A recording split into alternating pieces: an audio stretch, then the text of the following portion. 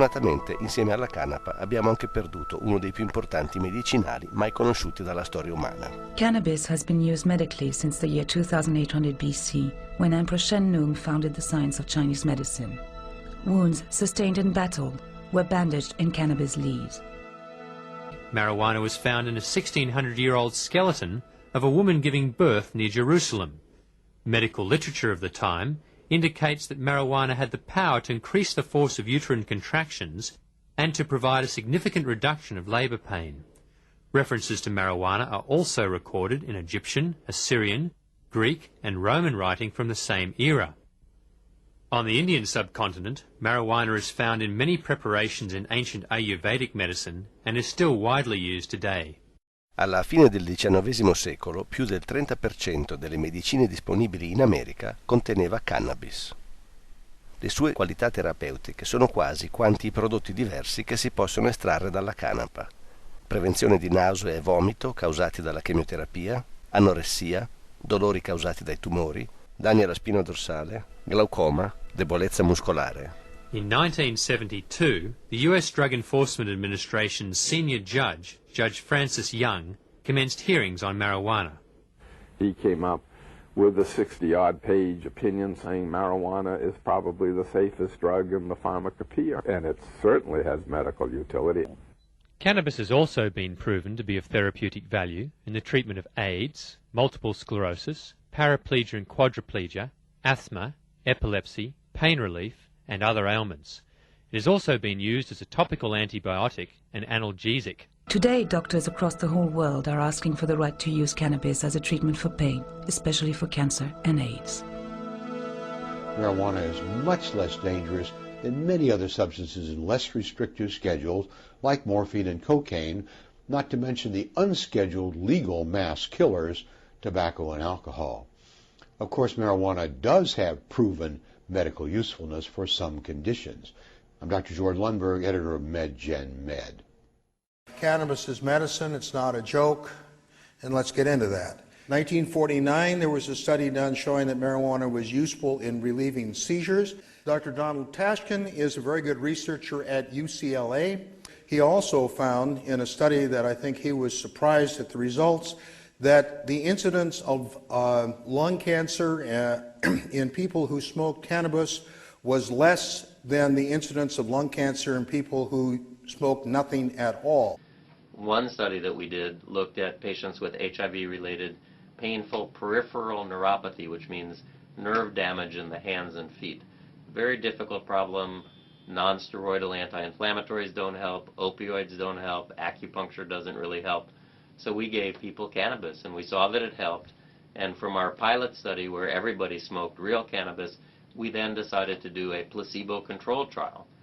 And we demonstrated quite successfully that cannabis reduced peripheral neuropathy pain compared to placebo.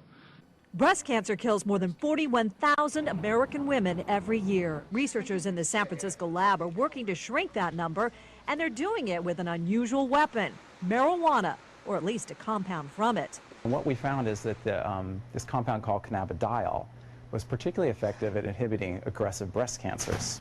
The benefits may not stop there. Scientists say the cannabis compound may fight other aggressive cancers, including prostate cancer. The next step, animal studies, then clinical trials.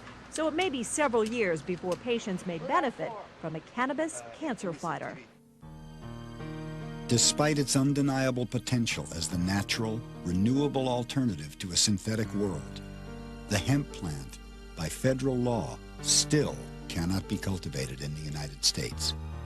Despite increasing public and scientific support, the medical use of marijuana still remains illegal. And despite the enormous cost in money and human lives, millions of people are still being arrested for possessing a therapeutic substance revered by our ancestors. This is the reality of America's war on a plant. A war born of commerce and greed. An endless war. Nel frattempo, c'è chi ha deciso di non aspettare e di prendere in mano le sorti della propria salute. My name is Rick Simpson. I live at 344 Little Forks Road, just outside of Macan, Nova Scotia. I'm here to tell you about the most medicinal plant known to man, hemp. Da molti anni Rick Simpson produce e fornisce ai malati della sua zona un olio curativo estratto dalla canapa. Oils made from the hemp plant are the most medicinally active substances ever found in nature. Hemp is a plant, and therefore it cannot be patented. To drug companies, no patent means no money, hence no interest in producing this drug. When you examine bud from the hemp plant, you can see that it is covered in resin. This resin makes the bud appear to be covered in frost. This resin is the medicine. Simpson produce l'olio sul suo terreno, con un complesso procedimento che ha messo a punto nel corso degli anni. When collected and processed properly, the resulting oil is an effective cure or control for practically any disease known to man, even cancer. We have supplied this oil to dozens of people with cancer. Even people who were diagnosed with terminal cancer by our medical system now have a clean bill of health after treatment with hemp medicine. One of the testaments to hemp oil's healing power is his father, a military veteran suffering from lung cancer. And this last time I was in, I didn't know it, but they said I was going to die in 24 hours, but I didn't. So I took the oil and everything worked out right. I have suffered from major depression since the age of 27. I suffer from anxiety attacks. I've also had 3 back injuries with constant aching in my back, and that for years. And when I took this medicine, it seemed to take the aching from my back. It seems to cut down my panic attacks. And as late as I keep going on, it just seems to get better and better, my depression and anxiety attacks. I had a huge mole on my shoulder that was black and had a crusty, it wasn't a natural mole, and I'd been sort of concerned about it. And so actually knowing from Rick mentioning that it cured skin cancer and removed stuff like that, I decided to put a little oil on my mole and see if it works. So I put a little Band-Aid over it. I only applied it for like 3 days and then another 4, and then in 2 weeks it was completely gone. Well, I had skin cancer, melanoma cancer, they told me. I was treated time after time, and I was burnt several times. I call it burnt. They have another name for it, but anyway, they burnt me several times, and it wasn't doing no good. All the salve they gave me, I put it on. So I ran across this fellow they called Ricky Simpson. Well, you see my face, I know it's all wrinkled up, but there's no big holes in it. I used hemp oil for a number of conditions: migraine headaches, cyst on my ovary, arthritis, bad skin allergies. I had 2 months to live. I was cashing in, I didn't care then, and got a hold of Rick, and Rick explained how this stuff works. The chemo and the radiation just kills everything inside of you. It doesn't give you a chance to live. And then when I look at my hemp oil, that's why I am sitting here today telling you. January '07, my father came to stay with my wife and I because his cancer had become unmanageable. He could not stay alone anymore. At this point, the man had fluid in both lungs, couldn't even hardly walk around. His breathing had gone down to 70%, and he was on his last legs. We started him on the treatment. In the side of 3 months, the cancer was completely gone. In between that, he got nothing but better. The man improved every day from the time he started the oil until he went to a maintenance dose in March. It works. That's all I can say. You know, it works. God loves us. All these people, how do you not believe this? I mean, it's right before your eyes. Ma anche nella remota Nova Scotia le regole del gioco sembrano essere identiche. Hemp oil containing THC has been touted as an effective treatment for many diseases, including cancer. But distributing THC, the psychoactive ingredient in marijuana, is illegal. Hemp oil is being used by some people in the Macan area of Nova Scotia to help in the treatment of cancer.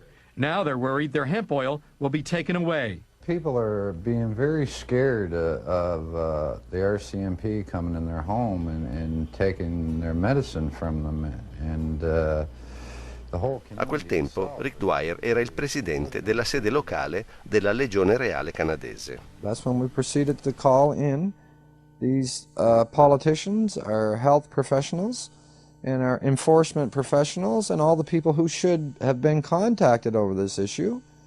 We wrote them a letter, and we stated to come to this meeting. We would show you the evidence, the human evidence, scientific evidence, and the medical evidence. And that's when they come in and shut our Royal Canadian Legion down. There's a battle brewing between a tiny Legion branch in northern Nova Scotia and the Legion Command.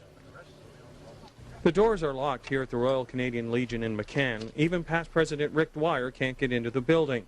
The charter has been pulled and the executive suspended because of their controversial support of the use of hemp oil as medicine. And as Royal Canadian Legion members, for us to sit here while people were dying and suffering horribly and us knowing that this worked, I don't see where there's any honor to that. And for now, since the Legion is the town's only meeting place, getting the word out about hemp oil will prove to be more difficult. Grazie alla tolleranza delle autorità locali, Rick Simpson può continuare a rifornire gli abitanti della zona con il suo olio curativo, ma rimane un'attività illegale. Nel frattempo, nessuna entità medica ufficiale, né un singolo dottore privato, si è mai fatto avanti per sapere qualcosa di più sulle apparenti qualità curative dell'olio prodotto da Rick Simpson. That's the cure right there. There's so many people out there suffering with so many diseases that this works for.